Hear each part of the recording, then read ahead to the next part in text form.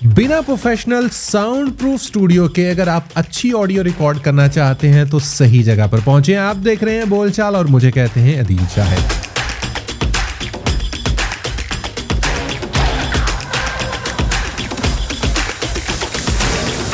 बिस्मिल्लाहिर्रहमानिर्रहीम। बोलचाल के एक और वीडियो में आप सबको खुशामदीद कहते हैं। उम्मीद करते हैं चैनल को सब्सक्राइब कर लिया होगा।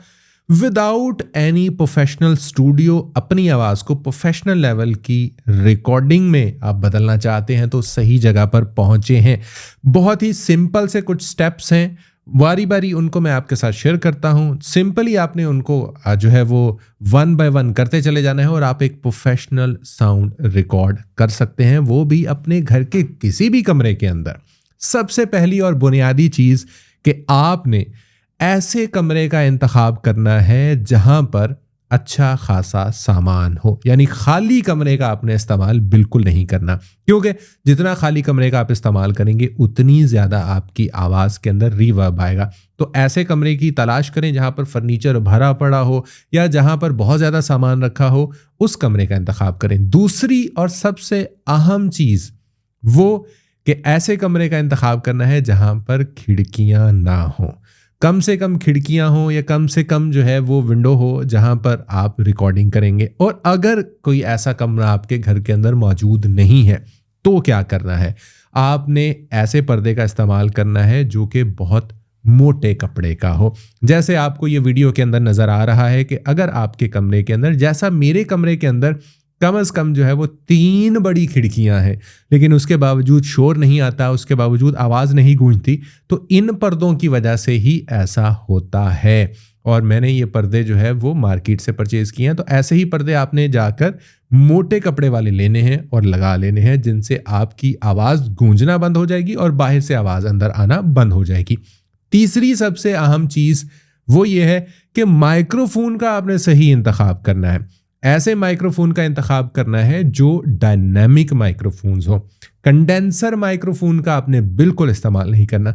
कंडेंसर माइक्रोफोन का इस्तेमाल करेंगे तो आपके हमसायों की आवाज़ भी आपके माइक्रोफोन में रिकॉर्ड होगी। तो डायनामिक माइक्रोफोन का इंतखाब करें जो सराउंडिंग की आवाज़ को कम पिक करता है और सिर्फ फोकस होता है आपके सामने से आने वाली आवाज़ की। चौथे नंबर के ऊपर आपने माइक्रोफोन की डायरेक्शन का ख्याल रखना है। अपने माइक्रोफोन को इस लेवल से या इस अंदाज से आपने सेट करना है कि जिस साइड से शोर कम और बहुत कम जो है वो आ रहा हो।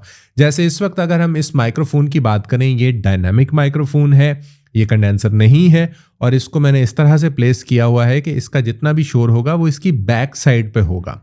फ्रंट वाली साइड के ऊपर आपको इतना शोर जो है वो इसका नहीं सुनाई देगा। तो आपने अपने माइक्रोफोन की डायरेक्शन को ऐसे रखना है कि सराउंडिंग और बैक साइड से जो है वो आवाज़ जितनी कम से कम होगी वो उतना आपके लिए ज़्यादा से ज़्यादा फ़ायदेमंद होगा।